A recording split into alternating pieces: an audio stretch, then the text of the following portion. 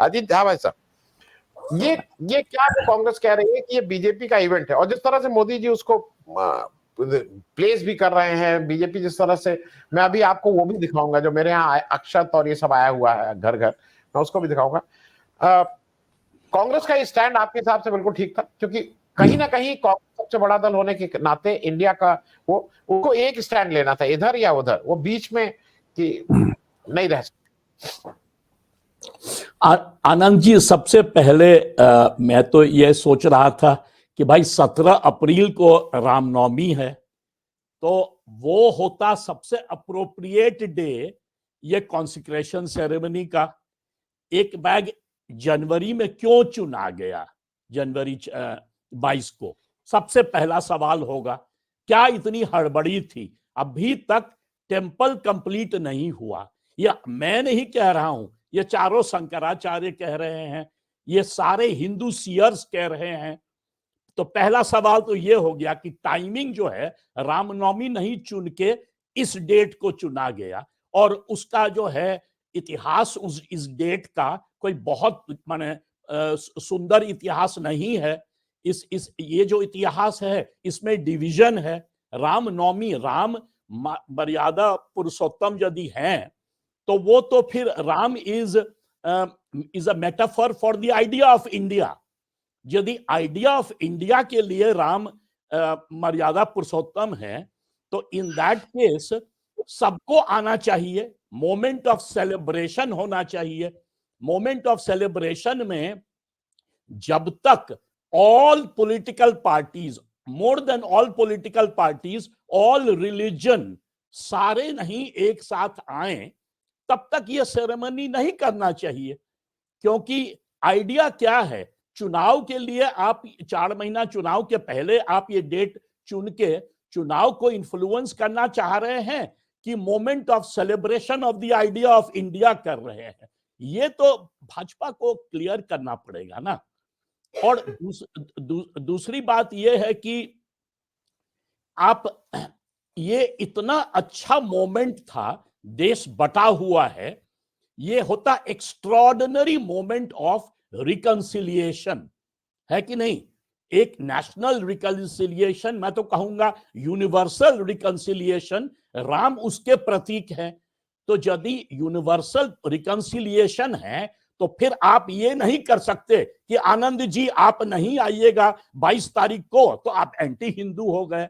ए भाई, शंकराचार्य एंटी हिंदू हैं, तो फिर प्रो हिंदू कौन है? मुझे तो समझ ही नहीं आ रहा, बड़ा अटपटा सा मुझे पूरा माने इश्यू लग रहा है, जिस तरह से इसको फ्रेम किया गया है। राम तो हमारे, हम सब लोग राम के हैं ना, हम सब राम को मानते हैं, ये तो देश ही है राम का। इनफैक्ट राम वो इतने बड़े मर्यादा पुरुषोत्तम थे कि जब 14 साल उनको वनवास भेजा गया, तो उनका स्टेटमेंट था, मुझे याद है, मैंने पढ़ा था स्कूल में, कि राम ने कहा था कि मैं अयोध्या शहर ही नहीं, मैं अपने मर्यादा के लिए 7 बार अवतार लेके उसको सैक्रिफाइस करूंगा।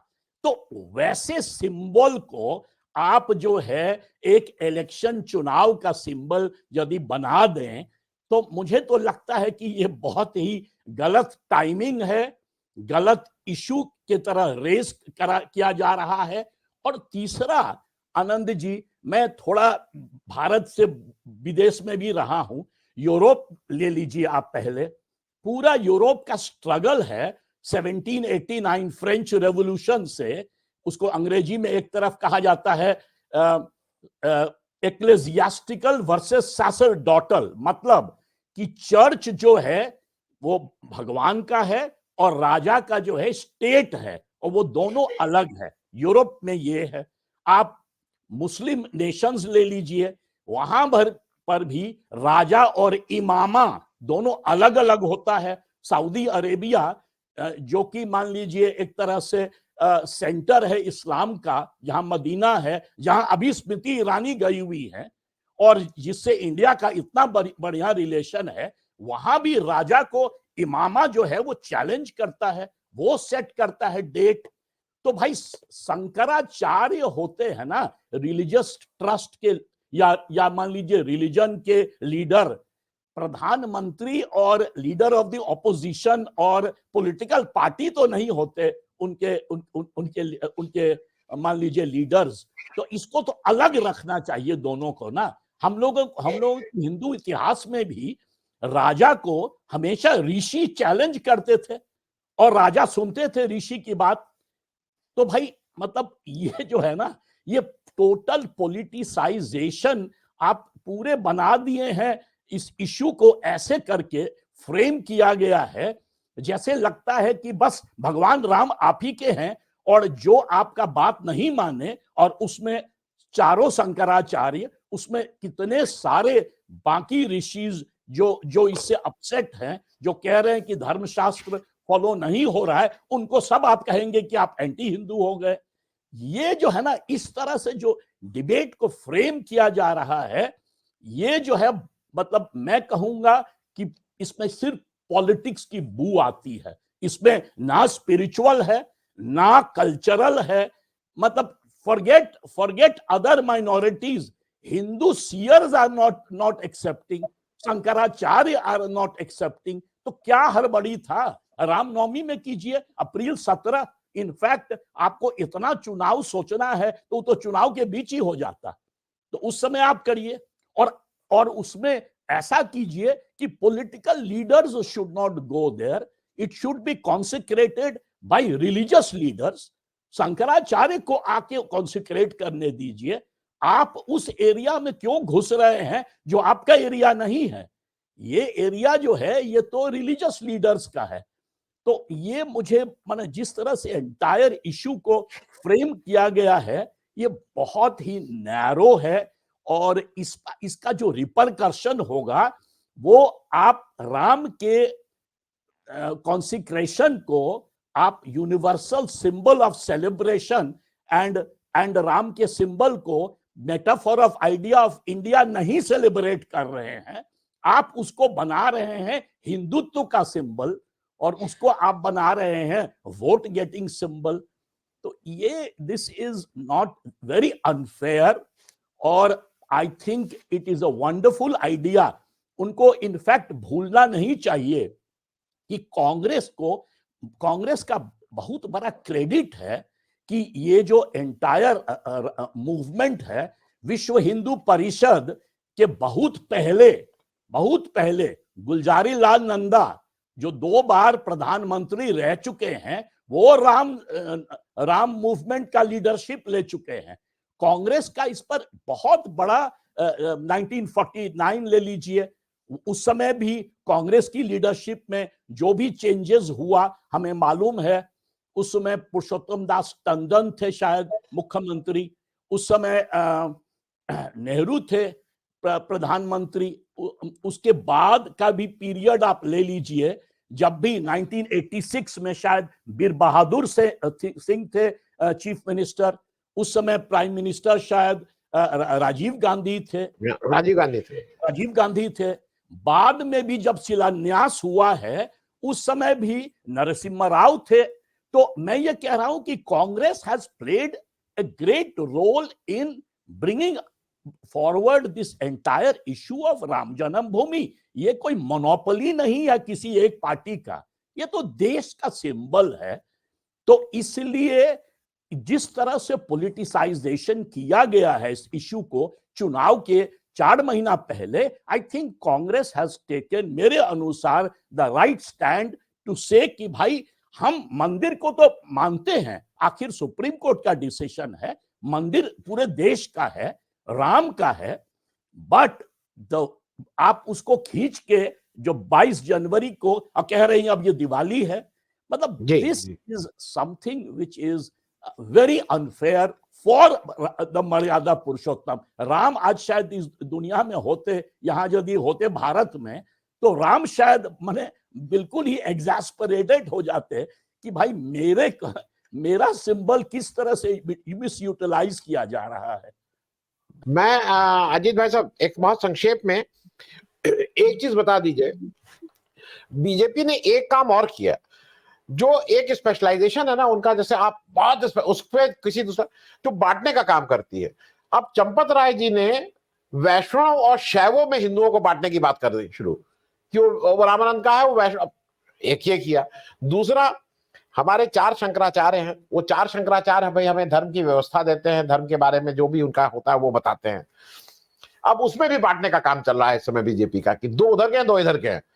तो ये जो जो बीजेपी हर चीज में बांटने के चक्कर में रहती है, कि जो कहते हैं ना बांटो और राज करो, ये कहीं उस धर्म का, उस देश का, उस संस्कृति का, सबका ये लॉन्ग टर्म नुकसान नहीं कर रहा है? इनको समझ में नहीं आ रहा है क्या ये, अजीत भाई साहब?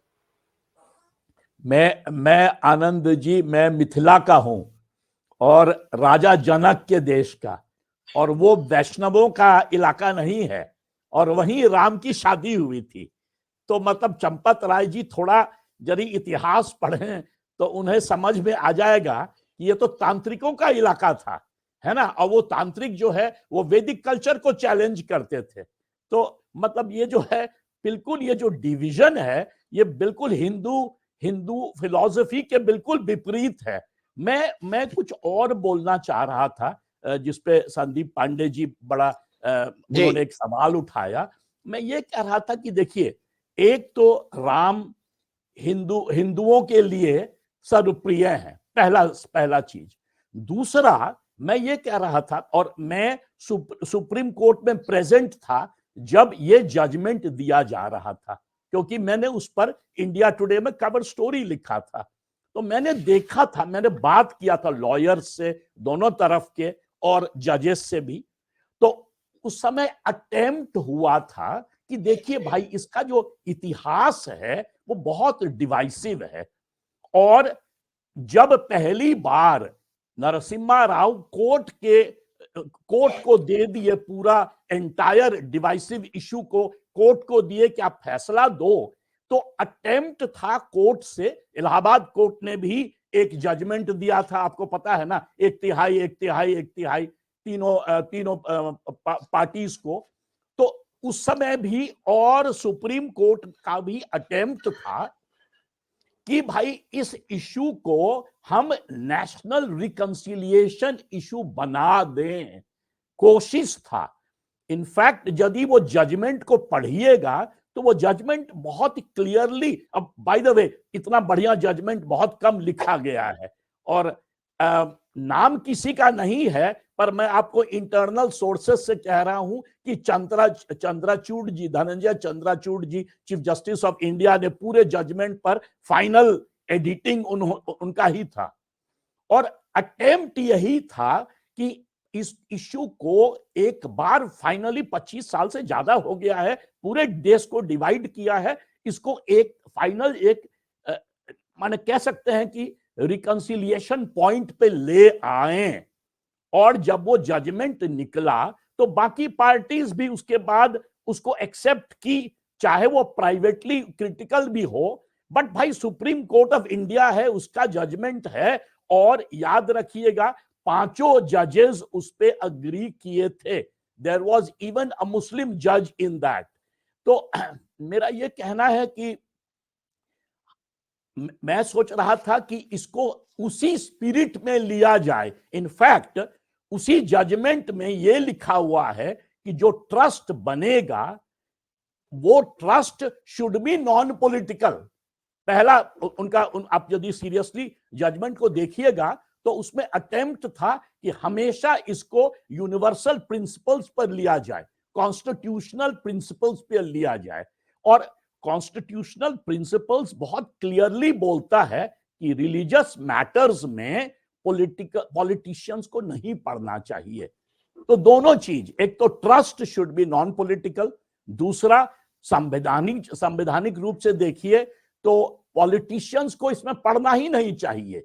ये जो इशू है ये सारे कम्युनिटीज को एक साथ लाया जाए, कम्युनिटी लीडर्स को लाया जाए। मतलब मेरा यह अटेम्प्ट था कहने का कि जिसको कहा जाता है रिलीजियस प्लूरलिज्म, मतलब हर कम्युनिटी, हर रिलीजन का रिप्रेजेंटेटिव आके और इस पे देश को यूनाइट करे।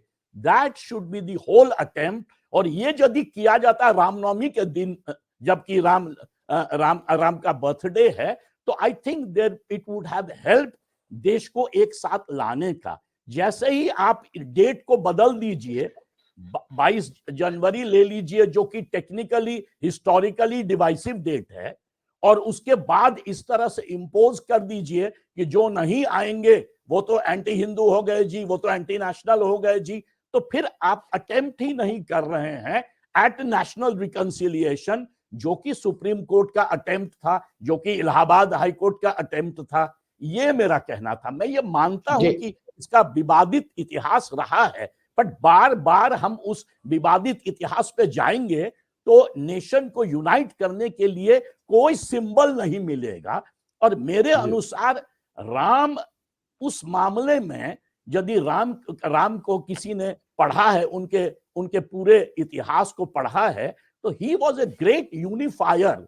तो दैट माने ये बहुत ही ग्रेट प्रिंसिपल था जिस पर कि मैंने उसलिए कहा कि Ram is the metaphor not only for Hindus but for the idea of India. आखिर नेशन को यूनाइट तो आपको करना ही पड़ेगा। यूरोप में भी आप ओबामा को ले लीजिए, शिकागो के चर्च से वो यूनाइट करने की कोशिश करते थे जब डिविजन्स होता था। तो religion can be used as a symbol of unity, not for elections.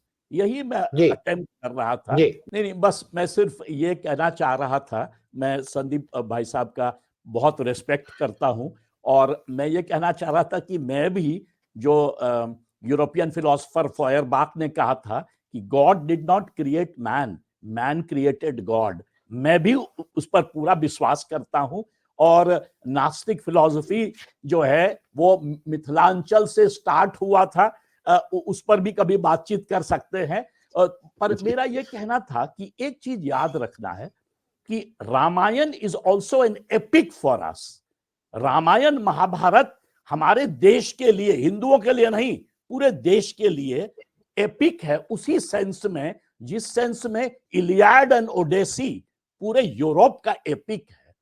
तो एपिक की एक यूनिवर्सल मोरालिटी होती है, और उस सेंस में यदि राम को देखा जाए as being the symbol of that universal morality, then it should be कि उसी दिन रिकंसिलिएशन डे यदि मनाया जाए, रामनवमी के दिन, और सारे कम्युनिटीज को एक साथ लाया जाए, तो ये नेशनल यूनिटी के लिए, यूनिवर्सल यूनिटी के लिए, उस समय जबकि पूरा देश डिवाइडेड है, कम्युनल वायलेंस चल रहा है नॉर्थ ईस्ट में, बाकी इलाकों में, तो उसको जो है जब तक हम अटेम्प्ट नहीं करेंगे। और आपने जो संदीप भाई साहब आपने जो कहा कि आप लोगों का छोटा ग्रुप जो अयोध्या में कर रहे हैं, बड़ा इंप्रेसिव है।